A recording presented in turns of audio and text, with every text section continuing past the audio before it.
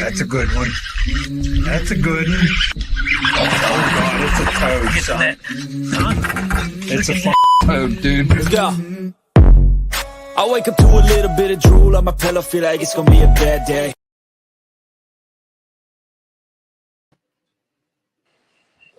Whoa, what is going on, folks? What's up? This is the final live episode for 2023. Also, the first episode of 2024. So we're doing something very similar as we did a few weeks ago. We had some questions, so we figured we'd come here and talk, and we'll publish this as a actual podcast episode on all the podcast apps next Thursday, which will be the first one of 2024. I know 2023 was we started this podcast. It was a big year for us. I think we continue to improve a lot. We met a lot of great guests, and hopefully 2024 will be even bigger and better for us. That's right. And speaking of 2024, we couldn't do without all of our partners, especially One Cast Fishing. So if you guys are looking to get into the Snaggletooth Revolution, head on over to onecastfishing.com. Use the code TheOneCast. You're going to save some change and get all those things that you need next year that you probably didn't do this year to stuff those stockings with, like those snagless jigs, those weedless net heads, all the soft plastics. There's apparel on there. Our podcast apparel is on there. So go check that out. Support our partners who support the show. Also Carolina Waters, right, Pete? So you want to throw some love to Carolina Waters from your area? Yeah. We'll talk about them again, I'm sure, later. But Carolina Waters, performance fishing gear, and just general activity wear. They got a bunch of new stuff coming. Hoodies should be on the website here pretty soon that came in. Wearing one of their hats now. But they're a huge partner to us, a great company to work with. They make really good stuff. You can head to CarolinaWatersNC.com. Use the code TheOneCast, all one word. Save 20% off your order. Make sure you head over and check them out. Support a small business, and it doesn't matter if you're in the Carolinas or not. Their gear is good. It can be worn anywhere. Just because it says Carolina, it doesn't mean you have to be in Carolina. But yeah, but it's nice being a Carolina boy too. You know what I mean? So we definitely appreciate those guys. And also something exciting and a new announcement for 2024, but it's 2023 right now. We got a new partner that's joining us, and that's Eric Schwind from Mossy Oak Properties.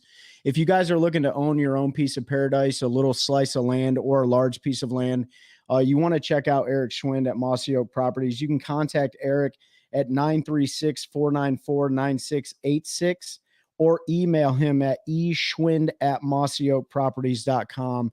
Eric is a broker in the area looking to help guys and gals that are looking to get into the countryside. I know it's a huge deal right now.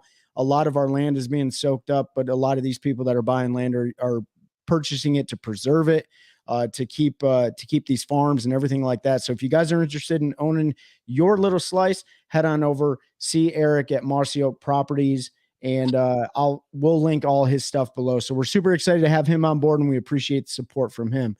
So, well, I hope everyone had a wonderful Christmas. Obviously, we're heading into the new year. You can see Pete's not with us in the studio. That's because he's visiting family. I had a 15-hour drive yesterday back from visiting family. So a little tired still, had a long day, but glad to be back in here. One more announcement before we get into what we want to talk about tonight. Show season's coming up. Fishing Expo season's coming up. So I know we have a lot of fans here locally. In fact, I see some comments up here. We can see Rick. I don't know which Facebook that user that is. That's what it comes up as. We got Zach and Steven on here. So that was Mike Johns. Oh, that was him. Oh, don't worry. We're going to talk about Mike Johns. Yeah, we won. Yeah, we're the champions of the house. But keep going. We'll get into that. But show season's coming up. So the Raleigh Fishing Expos for all those in North Carolina or even Southern Virginia, that is Martin Luther King weekend. That's the weekend of the 12th. Obviously, I'll be there with the tackle side. I know Pete and Trey will be up there at some point.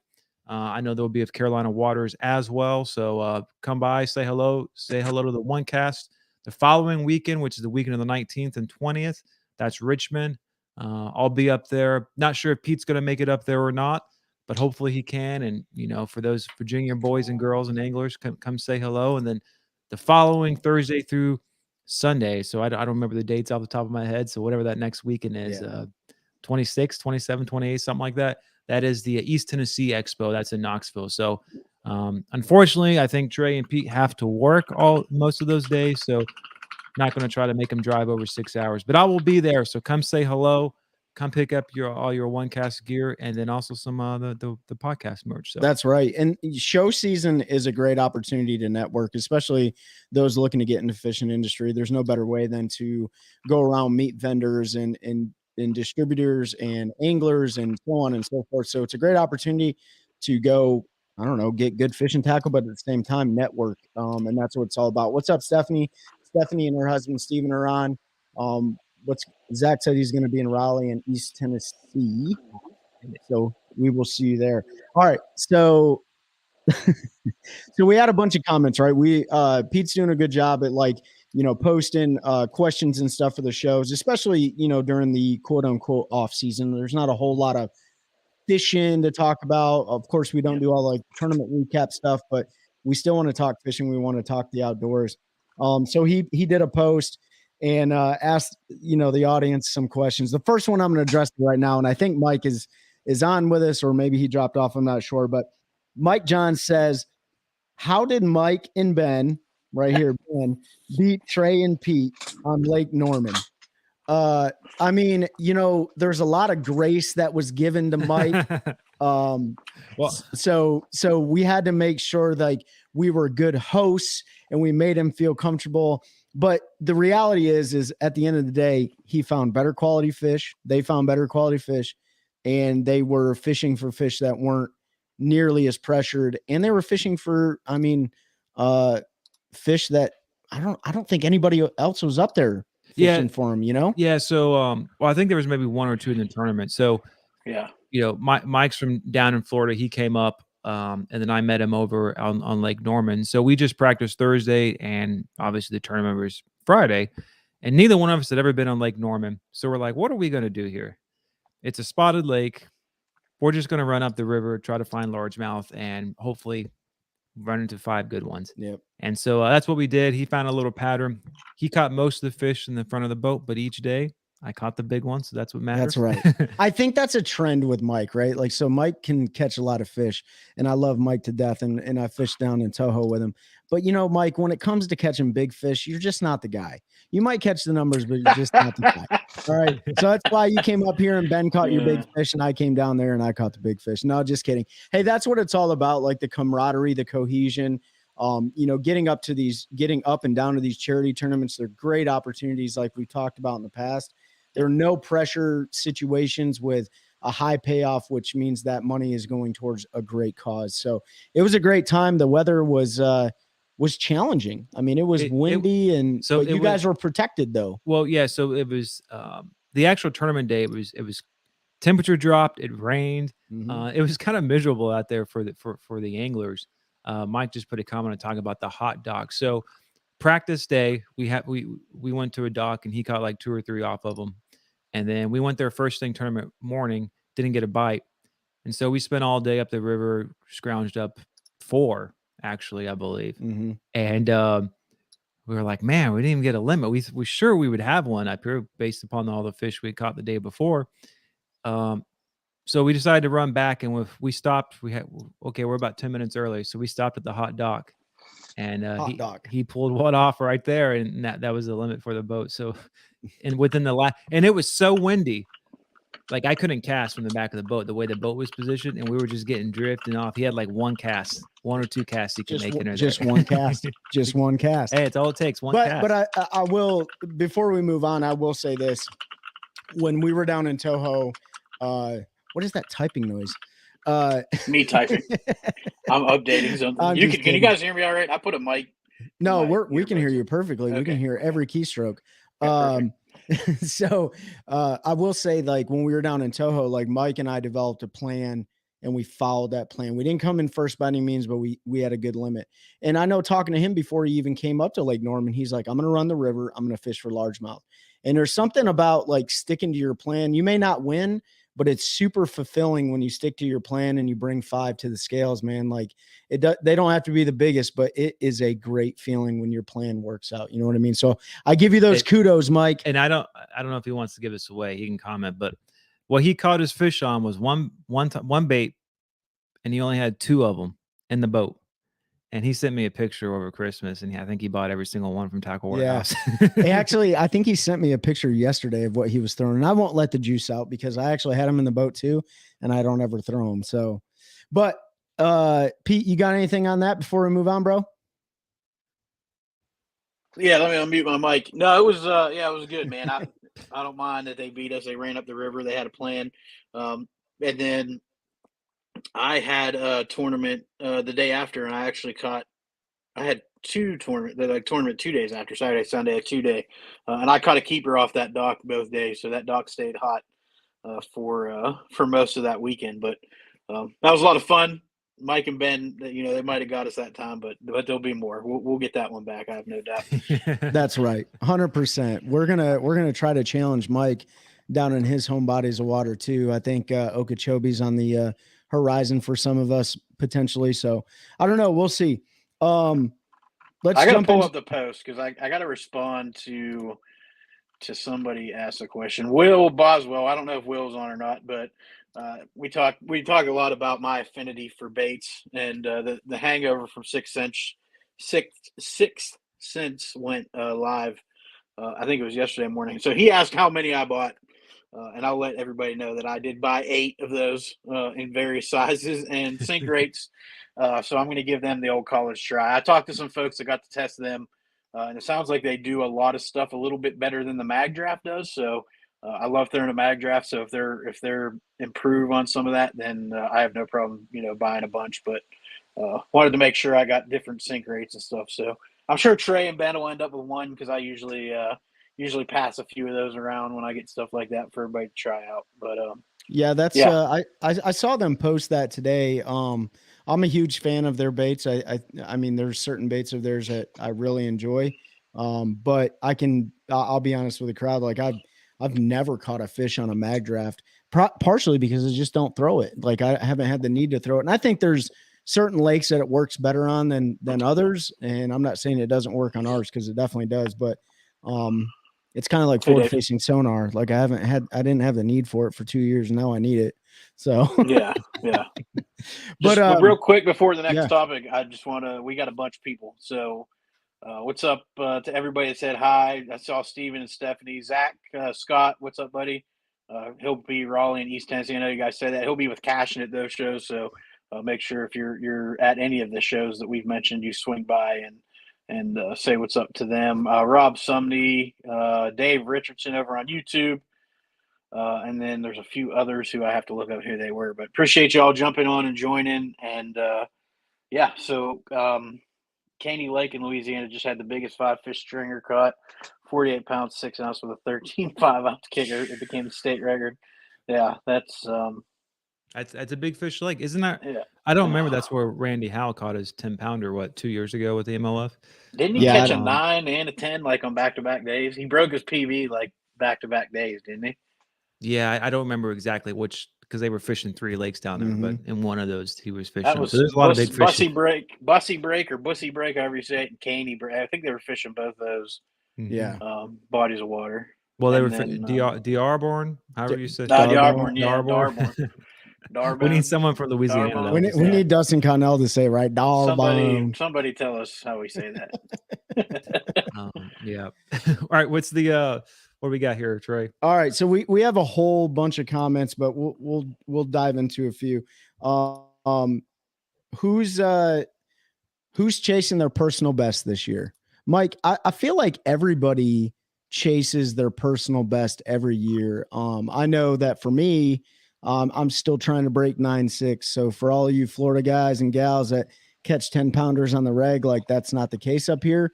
But there is a lake that you can do that on up here in North Carolina, and that's Jordan Lake. So I am chasing my personal best this year. Are you? I'm always chasing. I gotta break 8.15. Yeah. I mean, yeah. Hey Tony. Hey, good to see you. Yeah, I mean I'm chasing it too. I think like Trey said, you're always looking for that big bite. I do plan to focus more this year on throwing big baits. My old man said it was bananas. I think he was talking about Norman. It was definitely the bananas that somebody put in my boat. It was the bananas. Yeah. I think I want to concentrate more on throwing some of those bigger baits this year. more frequently. Not necessarily in tournaments, but when I'm fun fishing and practicing and stuff.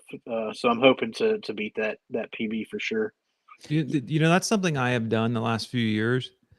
Because like years ago, I used to fish shaky heads, drop shots all the time. Yep. But now I'm usually throwing bigger baits, jigs, swim baits, Yep. you know, that sort of, you know, looking for that bigger bite, big crankbaits and all. Yeah. I think to kind of go back to that question, if it was the difference between a personal best and being consistent in the 2024 tournament season, I'd take the tournament season over the PB. Just to kind of like differentiate a little bit. So to answer your question, Mike, I'm going to focus more on being consistent during the 2024 tournament season. Now, if a PB comes up during practice or during the tournament, that's a bonus right there. I mean, that's the question I always ask people. You're pre-fishing, it's a spawning event.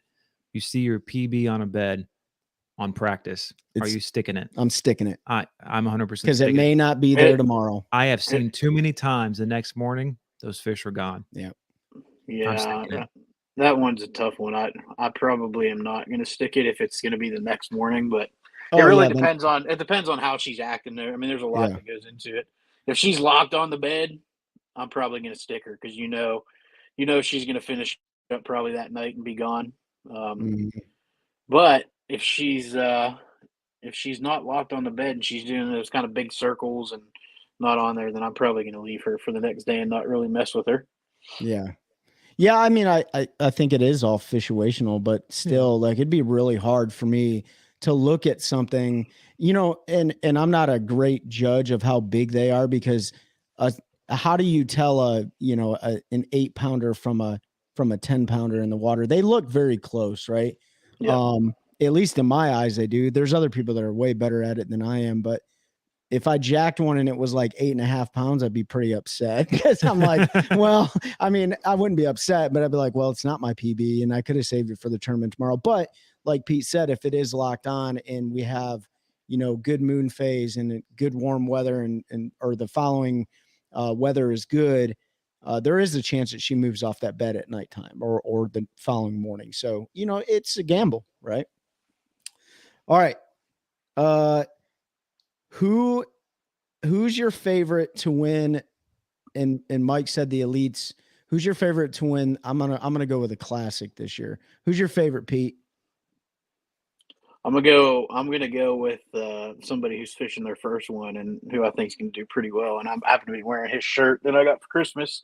I think Milliken got a chance down there. Man, it's a body of water that fishes like a lot of lakes. He's got a lot of experience on, and he knows that the guy catches big fish. Like him, hate him, whatever. I know he's kind of a polarizing character. I think he's got a really good shot to win the Classic down there this year. So that's kind of who I'm pulling for. I think it'd be cool to see a guy fishing for the first time, qualified through the Opens, pull it off. But there's a lot of local guys down there. Somebody I just saw put Jason Christie. You know, it's going to be a tough one. But I'm going to go with Ben. I think he's going to put the big baits to work at the Classic this year and put on a show for everybody. Okay. What about you, Ben? Ask me after practice round. We'll see how it's setting up.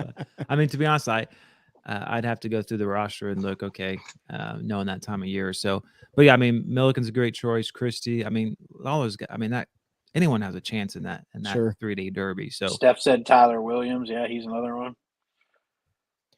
Okay. I'm going to go with, I think we talked about this in the past, but I'm going to go with either Luke Palmer or Kyle Welcher.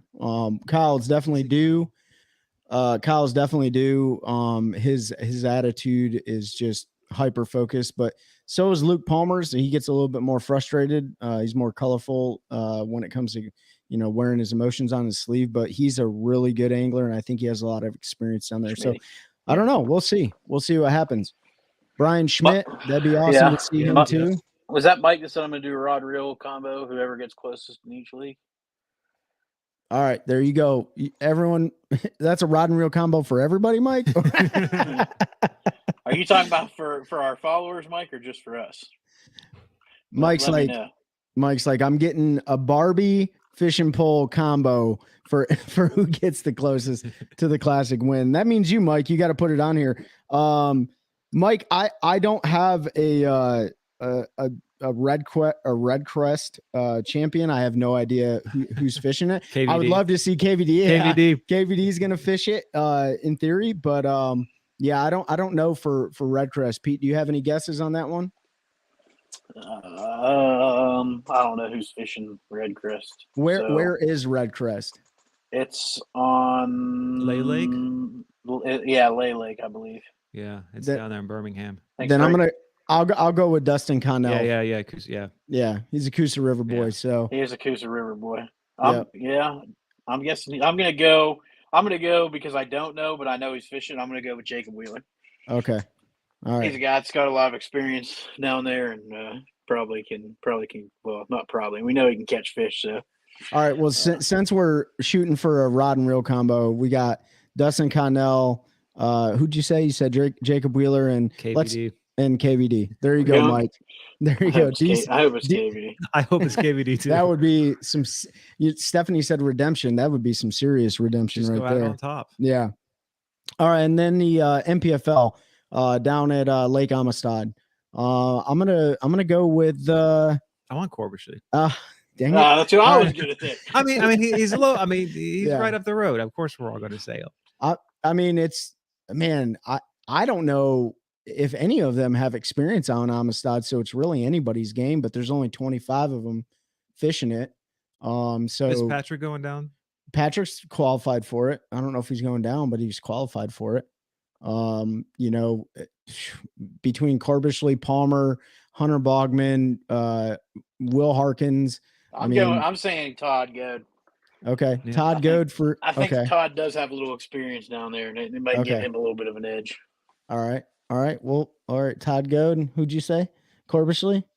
Is that who you're going to say too? No, you can say it. That's fine. I I'm can pick somebody else. gonna say Hunter Bogman, dude. All right.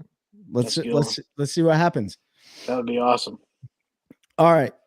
That's gonna be awesome no matter who wins. You know that if y'all haven't listened to our episodes with Paul and Brad with the MPFL and you know what they've gone through forming the league and the growing pains and having to cancel their first championship, like there's a lot of emotion and stuff behind this one, and it's gonna be a lot of fun no matter who wins. I'm excited to see what they do for the anglers and everybody down there. Yeah, it's going to be So- good. It's gonna be I'm awesome. I'm still waiting, getting excited for their roster. Yeah. Sure. Yeah, that they still haven't published that, have they? I haven't seen it. No, No, I didn't. yeah. I haven't really. I've been kind of unplugged this week, so I haven't really looked. But I checked probably 3 or 4 days ago Yeah. on their website. Didn't see anything. So if it's popped up since, then Well, we'll it's, see. it's the holidays. We're kind of plugged out sometimes, tuned out. Regardless, there will be so January 1st will be. I don't know who that's said when they're going that. to drop their roster. All right, awesome. Thank you, Facebook user. I don't know who said that. I got to No, post the instructions up for everybody on how to get that, so it doesn't do that. All I'll right, do that cool. this week. Awesome. Appreciate you guys jumping in. So let's move on to the next topic. So we got somebody who said, Jonathan Williams, he said, just talk fishing. We're definitely going to talk fishing. We're doing it right now. Hey, Pete, how many, yeah, already you got answered the it. hangover thing. How to be a hammer on your local lake. What's the approach from Steve? Only fish anybody- that lake. Well, here's what I'll tell you: go sink your own brush piles and dump crawdads on them before their tournament. Yep. Ooh. So yeah, I'm just saying, people do that. that totally went right over my head for a second. So So yes to all.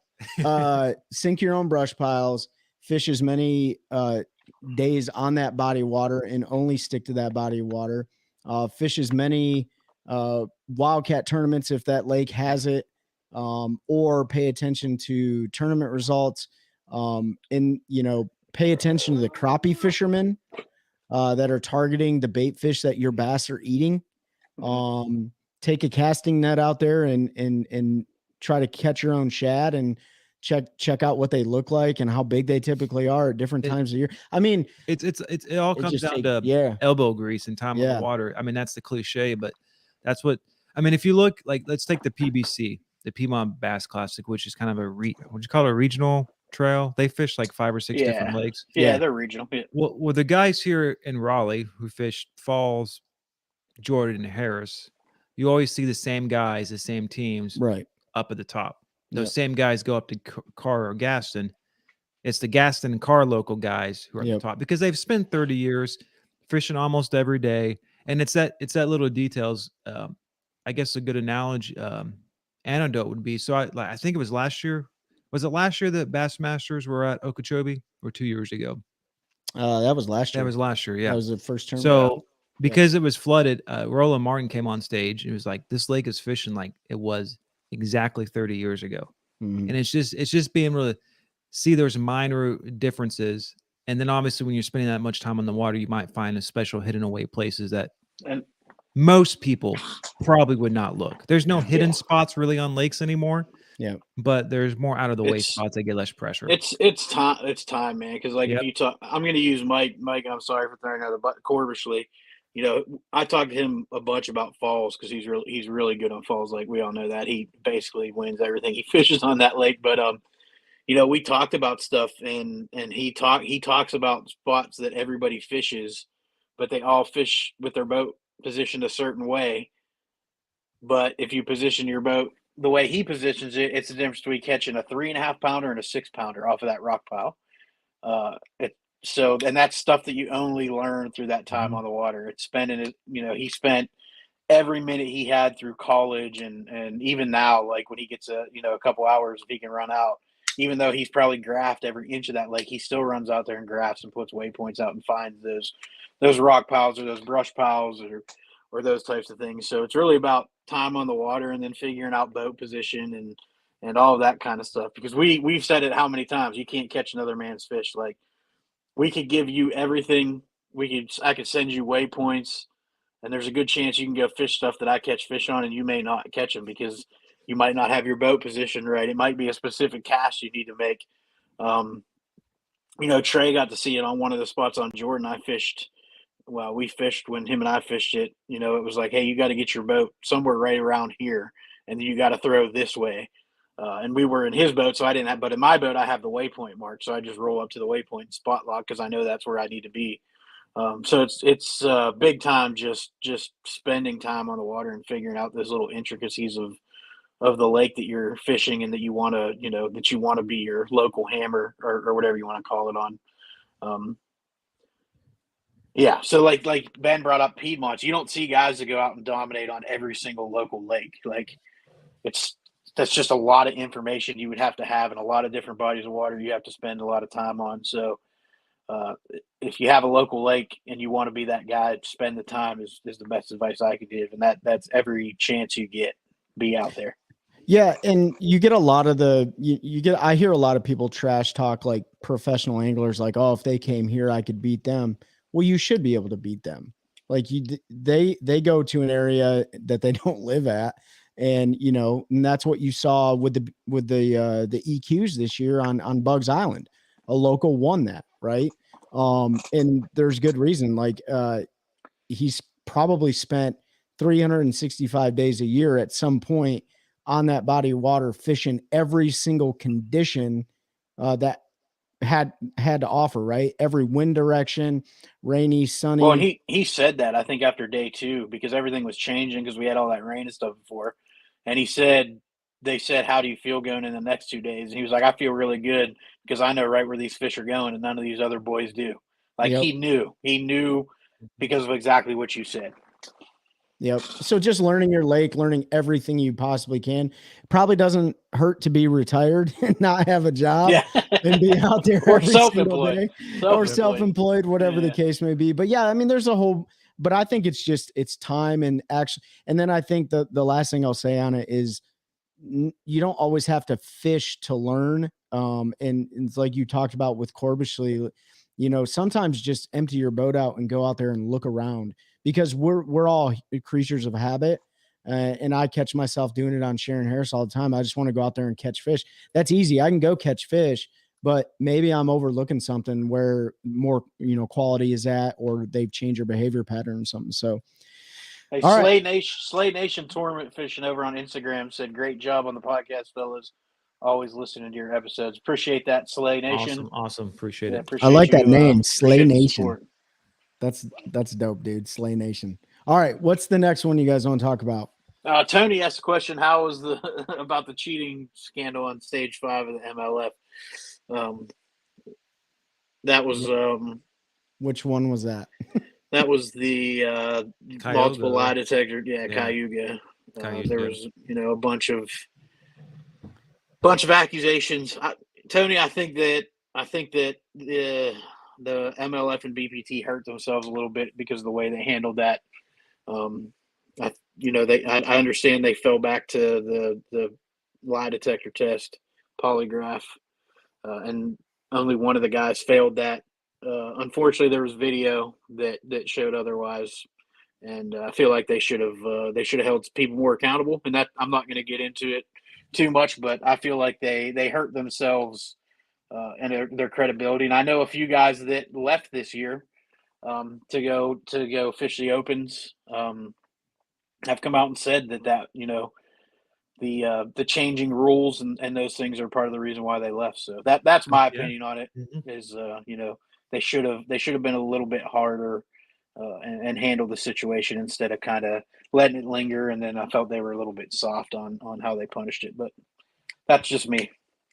Yeah, I don't have anything to add on that. I mean, it was blatantly obvious. And you know what? I mean, everybody makes business decisions, and that was their business decision to like let it get out there to the public, and the public's going to scrutinize you, man. Like any business in the world gets scrutinized by the public. Everyone's a critic. So, but yeah, Eric, I think that was Eric that said that was definitely Eric. He said, I'm trying to, and so, hey, listen, for all y'all listen, Eric with Mossy Oak Properties. He's a huge catfishing angler. Yeah. Chaos Catfishing is his, social media handle that you can follow if you're interested in that, type of fishing, but we're definitely going to get Eric on here to talk catfishing. I think Pete was trying to bring some other guys on too, but he said, I'm just trying to figure out where y'all are catching these bass so I can use them for cut bait. It's funny too, because I've been catching a bunch of bass in the wintertime, Eric, that would be perfect for catfish cut bait, except for the fact that they're under the legal limit. So I can't do that. But yeah, man, it's an interesting world we live in. All right. Next one. Lowrance Active Target. Pete and I both run Lowrance Active Target. Do you have Active Target? Jeff has. Yeah, I have Active Target too, and you have the original one, right? Yeah, I'm OG. I don't. When did you switch from Humminbird? Last year. Yeah, I switch all the time, man. Yeah. I play. The only thing I don't switch is like my side imaging and this motor mapping. But forward facing, like I like to experience everything that's out there, and so I had a 32 back in the day. Garmin I liked. Then I went to Humminbird when they came out. Use that, and then I went to Active Target 2 after it was out, and then probably at some point in time I'll end up with a 34. So, or whatever the next best thing is. Just keep giving me your hand-me-downs, bro. Appreciate it. Yeah. So, and I think Jeff just asked, or I don't know who it was. They just got there, so give them some tips on it. So here's my number one tip with any electronic, especially forward-facing sonar, is Jeff. Have good quality batteries that power them. I know Pete's ran into issues in the past. He's dedicated a universal battery now to his Active Target. I run mine off my cranking battery, but I also only run one graph at the bow, one graph at the console. Bow and stern, just one graph, and then one Active Target. So I don't run a lot of electronics. I absolutely love the capability of Active Target. I let mine sit in the garage for about 15 to 18 months before I installed it, just because I was lazy, I think. And honestly, I wanted to see the effects it would have from other people using it, but I used it today to strictly target crappie. It's a great tool if you're catching to harvest. It's also a great tool if you're trying to do reconnaissance on the lake. I will say that, Jeff, batteries, number one thing, And then just getting out on the water and playing with like your settings and stuff, figuring out which color pattern fits your eyes the best, because we're all different. That's why like I run orange side scan. I know some guys run like blue side scan, stuff like that. Change your sonar ping from low, medium, and high to figure out what your return looks like, because every one of these boats are set up differently. And then, you know, when temperature changes, like extreme cold temperature, extreme warm temperature, you may get different returns on your active target. So you're going to want to play with your settings to see what helps you. Like I dropped my side scan imaging down to 455 from 800 to get better quality in the wintertime.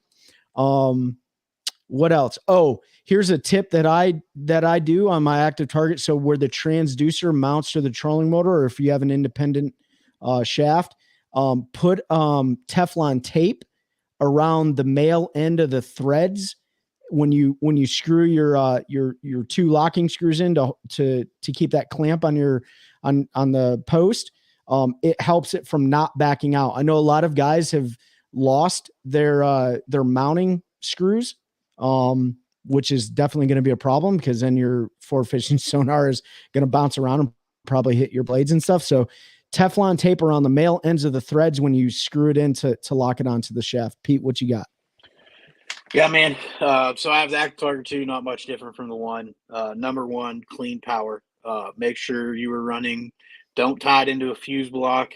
Don't tie it into anything. Run straight from your battery to your active target. If you want to put a switch in, that's fine, because that really doesn't cause any voltage drop. But voltage is absolutely the most important thing if you want good returns. And like Trey said, I had some issues. I run my electronics cranking. I run two batteries for that, because I run, 2 graphs at the console. I run a 10-inch with 360 all day. And I had my forward facing on that, and I had a bunch of issues with it. And so I've gone to a dedicated lithium that the only thing connected to that is my forward facing, and then the graph that it's plugged into. And that was just to make sure I had clean power, because it makes a huge difference with forward facing. And then Trey pretty much nailed everything. You dedicate time to it. Don't try to learn it when you're pre-fishing for tournaments or during a tournament. Now's a great time to do it because you can watch some fish chase an A-rig. It's really easy to see an A-rig. You can watch them, crappie are great. That was when the first forward facing I got, that's what I did for about 3 weeks, was went and chased crappie with it, just because it's easy to watch them eat it. You can flip that jig or whatever you want to throw down to them. There's a bunch of fish. You can see how they eat. You can, there is a delay regards to what it says. When you see that fish eat, between when you see the fish come to your bait, eat it, feel it, and set the hook, it's not all in time, right? So don't just rely on what you're seeing on the screen, because a lot of times they'll shoot up to that bait and you're like, he ate it, and you'll set the hook before you feel them and you end up missing them. You got to make sure you let them eat it. It's just little things like that, spending time, making sure that you understand, what you're seeing and all that. Differentiate between species is a big one. I'm not the best. I can tell the difference between a 2-pound and a 6-pound bass, but somebody telling you they can tell the difference between a 4 and a 6 is probably lying to you. They look pretty similar. Catfish and gar are pretty obvious when you see them. Gar is very obvious. Unless they're those little, catfish that'll school up. They're a little bit tougher, but when you see a big old catfish, it's pretty obvious what you're looking at. And then, crappie, a big school of crappie can look like a big school of crappie and 3-pound bass mixed into it. You can't tell the difference between a crappie and a 3-pound bass. Just the returns on a crappie, because how their size. A bass is skinnier, but the returns look similar just based on the way that sonar works. So, just time, spend time with it. And if you want to get really good with it, that's what it takes. And I'm by no means good with it. I spent more time last year, trying to get better with it.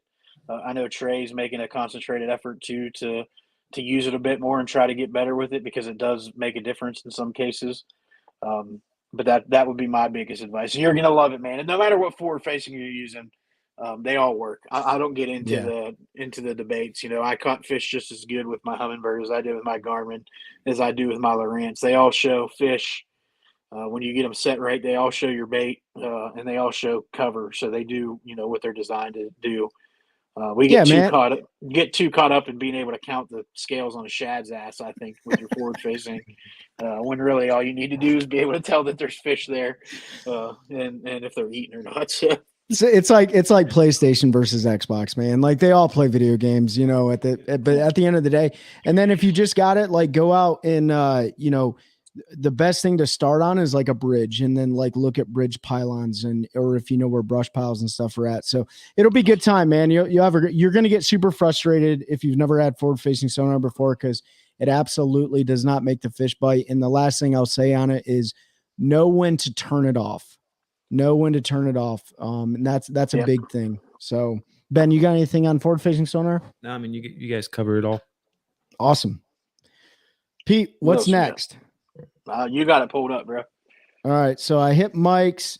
I hit what Rodney said. We talked about forward facing sonar. Do you think it will deplete the population of fish too much? He says no, as long as the anglers allow the fish to spawn during the springtime frame without having bass tournaments fish during that period. All right, Ben. So no one really knows right now what is going to happen. They're going to have to do, it's going to take a decade or two for these state agencies to do a lot of, if they haven't started, it's going to take longer, do surveys. And you have to use statistical analysis reference with before live scope, because all these lakes fluctuate in and out. When we had Corey on from North Carolina Fish and Wildlife, he's one of the state biologists. Like he said, if you look at Jordan Lake and you go back and look at all the surveys all the way back to like the late 70s and 80s, the fish, the bass, the size, the quantity have remained stable this entire time. And that's one specific body of water. All lakes are different. And we know what's going on at Harris and the Grasskill and all that stuff. So yeah, it's going to take a long time to really figure it out. Because there's arguments on all sides of it, because we're targeting fish that were probably already there that we never targeted before. So maybe some of the other fish are getting less pressured. The fish are adapting. They're going to figure out ways to run and hide. So, I mean, it's going to take a while. I don't think anyone really knows what the answer is. No. I'll give you my opinion, semi-educated opinion, with some guesstimations in there. I don't think it's going to have an effect on our fisheries as far as populations go. Crappie guys have been using forward-facing sonar for 10, 15 years now. Haven't seen an impact to populations. This is the same argument we see anytime new technology comes out that helps us fish, or tools that we can use. So the same shit, pardon my language, the same stuff was said when I get a little lax when I'm at the house. The same stuff was said, when side imaging came out. They talked about how we were gonna decimate fish populations, right? We were gonna find all those fish offshore. They got nowhere to hide now.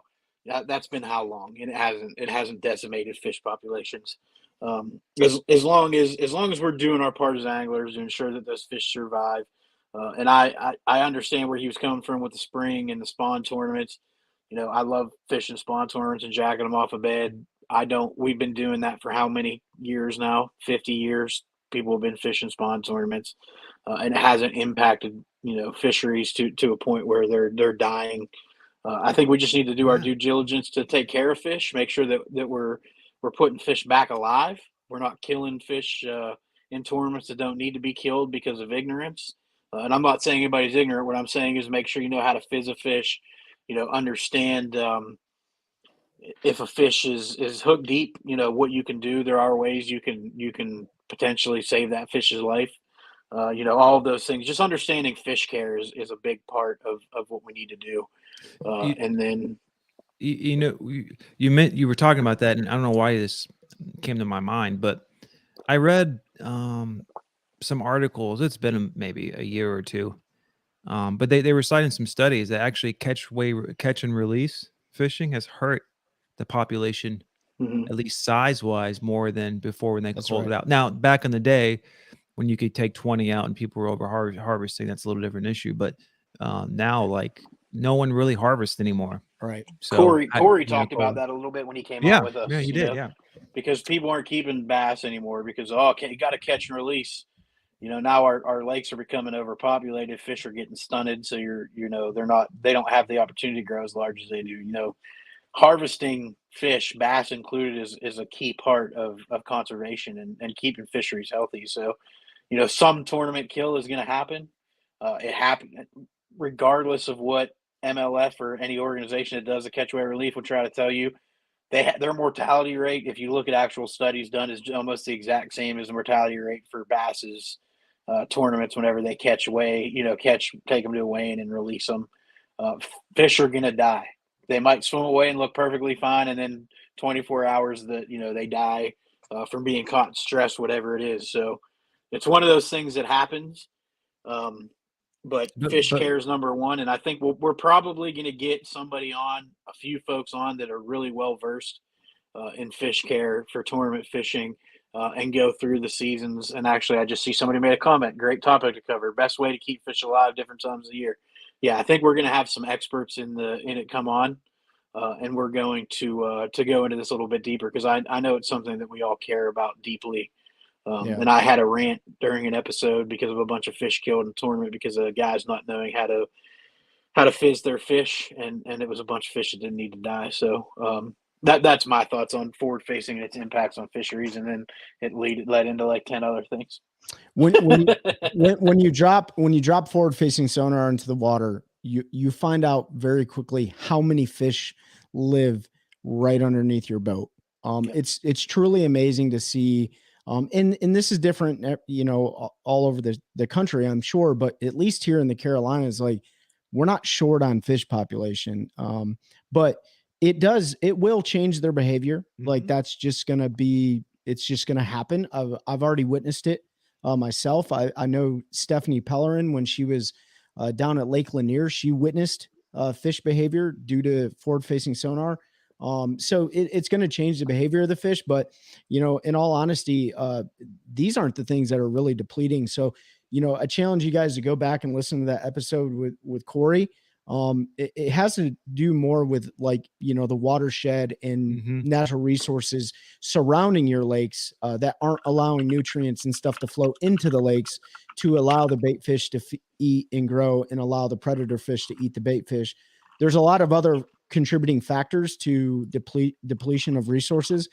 It's definitely not forward-facing sonar, at least not right now. I mean, that's a great point. When you look at on the scheme of things, like that is something we as anglers kind of control because it's a technology we use. But when you look at what it affects a fishery, like forage, vegetation, all the cover and stuff, and you think about floods and development, changing the runoff system and how that affects nutrients coming in. And there's a lot of other factors, way more important factors at play than us using forward-facing sonar. 100%. Now, if you were to ask the question, maybe we'll dive into it on the next episode, but if you're asked the question, how many forward-facing sonar units do you think should be allowed in a tournament? Everybody's going to have a different opinion on that, and I know I have mine. What was that question? Can you scroll up real quick? Alicon said, what are your opinions on stocking F1 hybrid bass on NC lakes? Great question. I posted the link in our chats to that episode with Corey where we talk about that. I'm going to give a quick overview of mine, let you guys talk. I was against it at first because I didn't understand the purpose. Once Corey came on and he enlightened us into why and how, I think it's a great idea. And I ended up donating money to that, and they, because they were doing the match deal. I know Ben did, and I think Trey donated some money. So, Alicon, if you're still on and listening, I think it's great. It's going to let us know what we can do to make our fisheries better and to improve the fishing for future generations. So go check that episode out if you want a more scientific explanation. Pete's spot on, because when I first heard it, okay, I get Norman. Why are we stocking Jordan? Jordan's got so many big fish.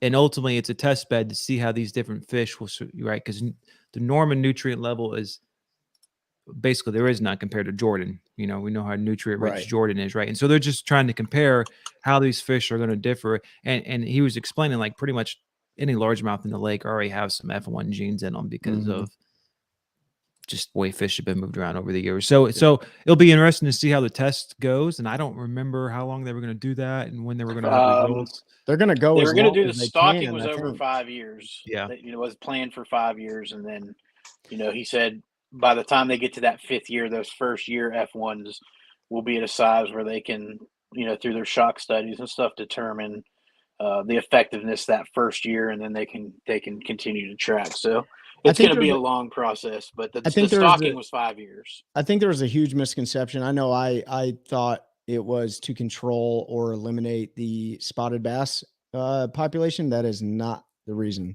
Just so everyone is aware, like the Alabama spotted bass are in North Carolina waters, and check out the episode because we talk heavily about that. So, Yeah. what's Tony next? said best bait to use in 50-degree water, 2-foot visibility, and rocky. Anyone Probably gonna casts bait. throw, probably gonna. I'm What probably gonna for, throw a for square bill or something like that. what species?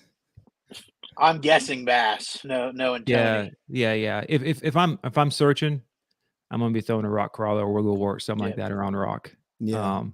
Try to find a concentration of fish, and then then I'll mix it up from there. Deep or shallow?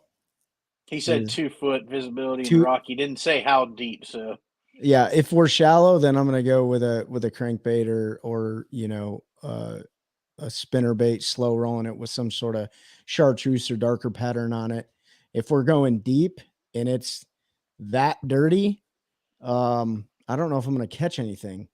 So I don't know, 2 feet of visibility, you still catch them. I mean, Harris was pretty murky today, and I was still using a blade bait and a Demiki rig to catch them. So it's just playing around with the fish.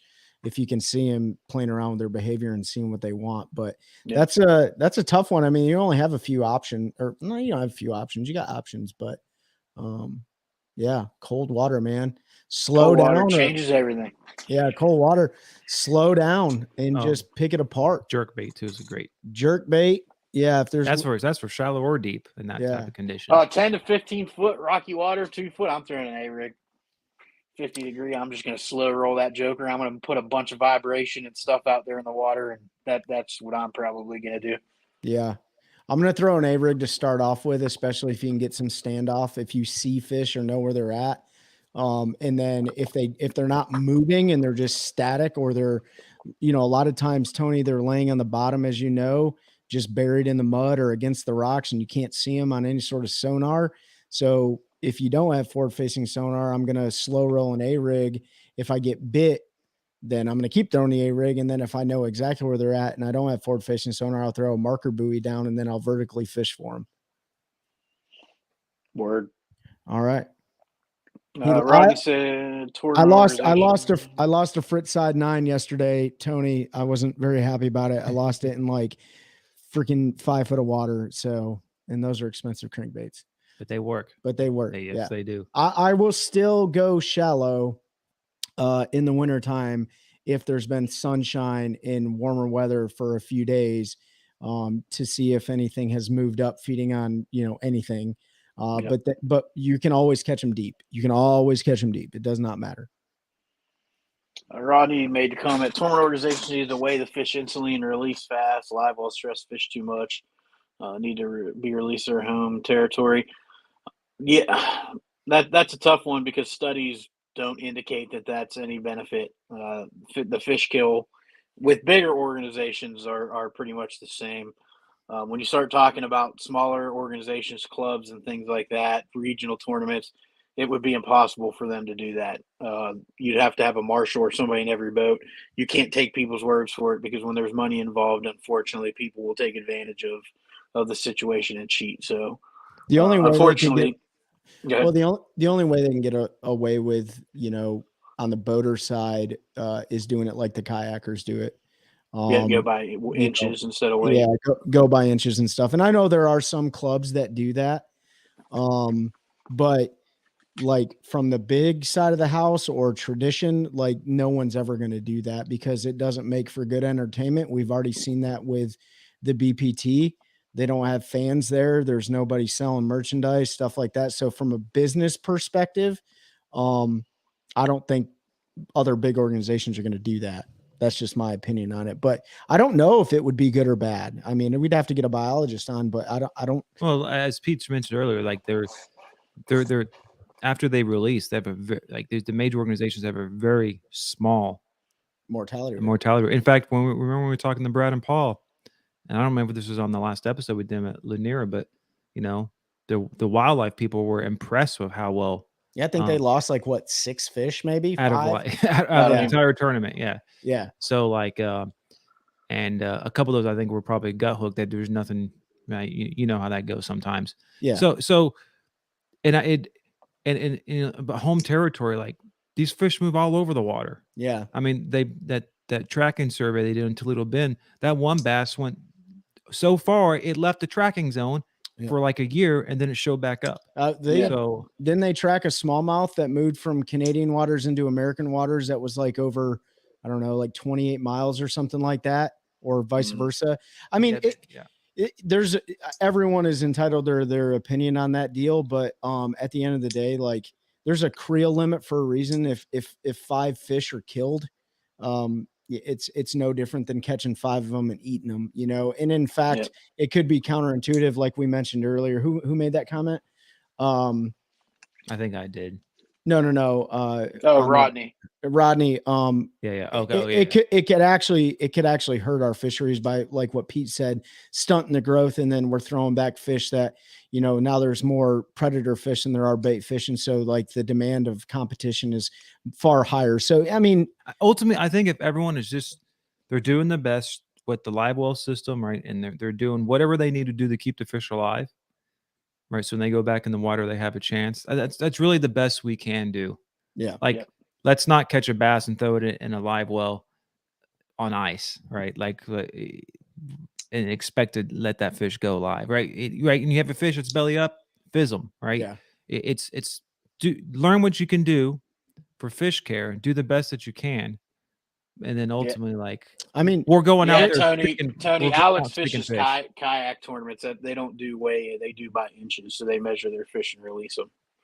Oh, so I thought he fishes boat tournaments too. No, he might, but if he does, he doesn't fish any of the. I mean, I know he fishes 5 fish in a live well boat tournaments because I've seen him weigh in. But I know he does kayak tournaments too.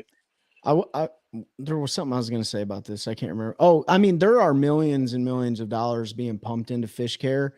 I mean, if you caught our episode earlier in the year talking about the fish lung, I think it was the iCast review.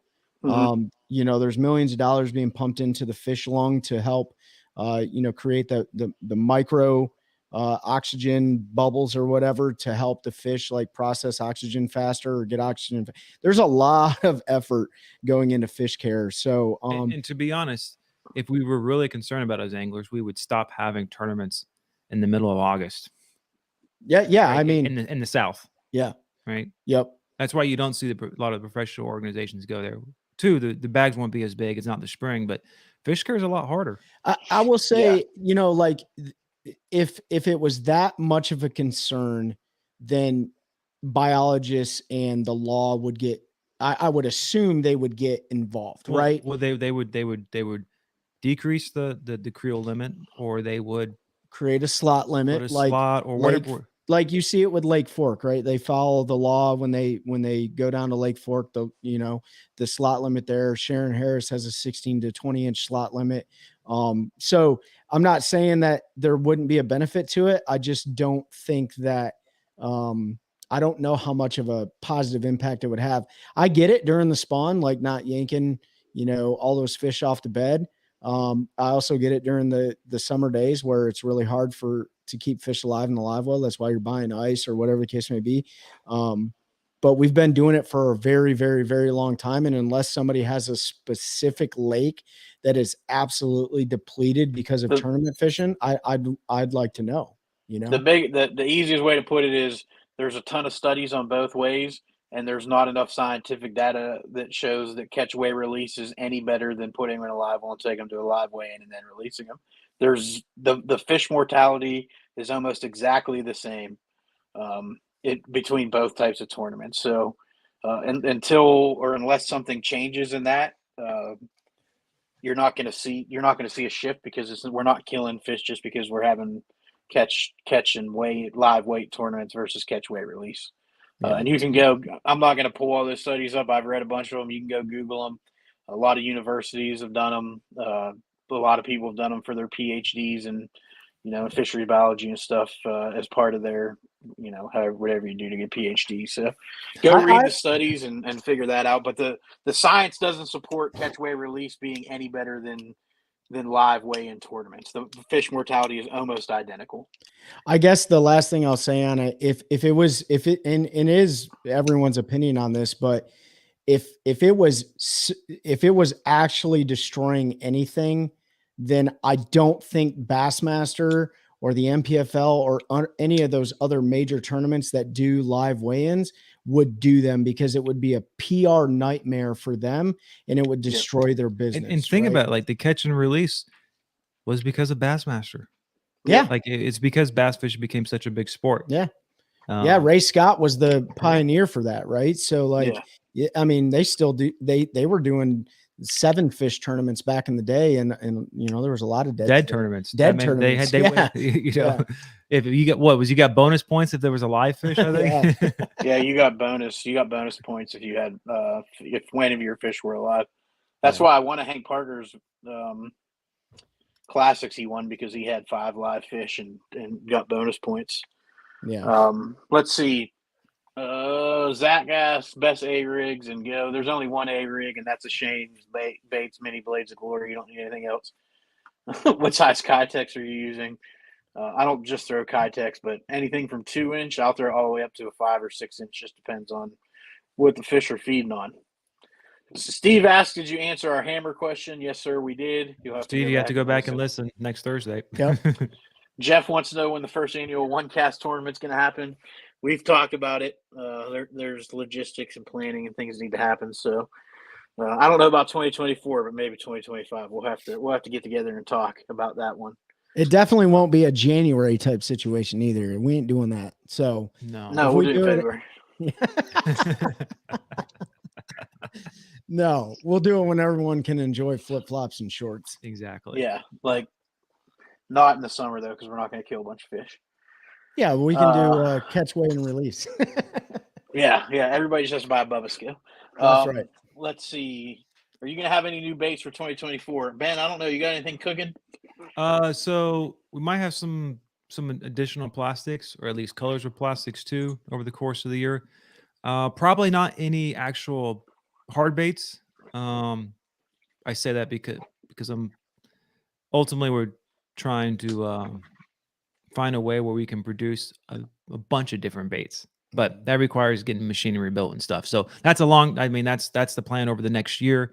So that way, hopefully 2025, 2026, there'll be a lot of different new baits out. It takes time. Yeah. It takes time as a small business. For sure. I mean, shoot, what was it? Rapala just came out with their line of soft plastics this year, didn't they? Oh, yeah. And they've been around forever. Yeah. But yeah. What's the next original designs? We got how many more we got? Let's do a couple more here. Yeah. Last one asked here in the live chat was electronics industry has changed. Anglers need to change, especially for survival of different fish. Until the science catches up, nothing's going to change, and that's really all we can say. So they'll keep doing studies, and if science supports that we need to make a change will get made. I want to send 2 crankbaits, Tony said. Tony, you have my address. If you want to send them to us, we'll give them a try for sure. Absolutely. I appreciate the little care package. Again, you guys check out Tony. Tony has his soft plastic company. He makes some cool stuff. He sent me a little care package last week or the week before. So looking forward to getting out and trying them. I got to give Tony some kudos, man. The way he redid that boat. I don't know what brand of boat it is, but the way that you redid it was awesome, unique. There's probably not another person that has a boat like it. So great job on your boat, dude. Yeah, electronics industry has changed and the anglers need to change. I think I think anglers are going to consistently change as electronics change. I think the most important thing is we always refer to tournament anglers, but that's only like less than 1% of, the population of people who fish. So there's a lot more recreational anglers out there and stuff that impact the lakes as well. So I think the best thing you can say to anybody is just educate yourself on everything fish care and conservation related, to do the best job we can do, to include picking up your garbage, that you don't throw your line out your boat, to all the things. So, but I agree with you on that. Yep. Awesome. Cool, man. That was all the questions we have. So if anybody has any last minute ones, now's the time. We're just over an hour. I just want to, again, I know we said it at the beginning of Shaw's episode. I just want to thank everybody that's live with us now, that's going to listen to this episode, for the support over the last year. This will officially release on just about the same day as our very first episode did, but it'll technically be our 53rd, because our first 2 episodes dropped the same week. And then we went weekly after that. So appreciate everybody's support, jumping on these lives. We have a consistent group of folks that come on, ask questions. If you haven't yet, please like, comment, subscribe, all of that stuff on whatever platform it is that you watch or listen to, because it really helps us metric wise, and it gives us, things to show to partners that are interested potentially working with us and things like that. And it also lets us know if we're doing a good job or not, because if we're not gaining or getting better, then we don't know, and that's the easiest way to track that. If you're not in our community on Facebook, just search the OneCast community. That's our podcast community. We ask questions. We give sneak previews. If you listen to our episode with Shaw, we asked some of our follower questions. We asked them a week or so before if they have any questions, and then when we had Shaw on with us, we went through and asked him a few of those questions. So you have an opportunity to ask some of these folks we have coming on, questions. And that's, just want to say that it blows me away, the support that y'all have showed us over the last year. I can't wait to see what 2024 brings us. Happy New Year to all of our followers, and to Ben and Trey, who I can't be there and celebrate with, but we'll be back in the studio next week, all together again, and looking forward to that. So that's all I got. I want to second what Pete said. I'm not going to say the same thing, but I want to give a shout out to Alex and Paul at Bass and Brews podcast, Stephanie and Harvey at the Bass Hub, everyone that's helped us do cross promotional marketing. We all are, we're all small, and we only get a piece of the crust of the pie. But at the end of the day, it's all these small organizations and all the individuals that support everybody coming together. That's how we continue doing what we're doing. And so I wanted to give those guys a shout out. And then every guest that we had throughout the year has been absolutely amazing. Taking the time out of their day to either jump on a video call with us or actually drive down here. We've had a few in-house guests and stuff like that. So those guys and gals that we've had on are awesome. And then lastly, I just, the NPFL, we got to know those guys really well, from their anglers to their owners, to the staff that run the operations and stuff like that, which is not many of them. So want to give a huge shout out to Brad and Paul and the rest of the gang at the NPFL. They've been super welcoming, and I can't wait to attend another event of theirs. So what you got, Ben? Yeah, it's been a great year.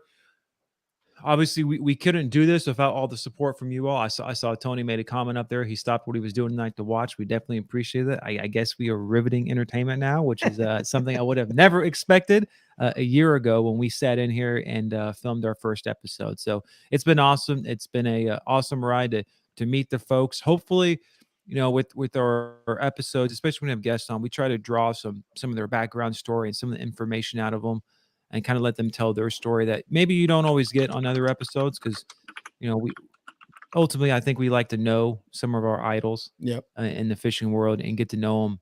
And so hopefully, that's what we try to do. And we try to get better each time. So as always, help us get better. It's something that you all as followers, supporters, fans, whatever name you want to put on it, your engagement, your comments are essential, and helps us get better and helps us provide content that you all actually want to consume, which is ultimately why we try to do this. That's right. So who's taking us out tonight? Pete, you got anything? I said what I need to say. All right, guys. Hey, 2023 is over. We're looking to spearhead 2024 and continuing to grow a culture of anglers helping anglers one cast at a time. Thanks, guys. That's a good one. That's a good one. Oh God, it's a toad, son. It's a toad, dude. Let's go. I wake up to a little bit of drool on my pillow, feel like it's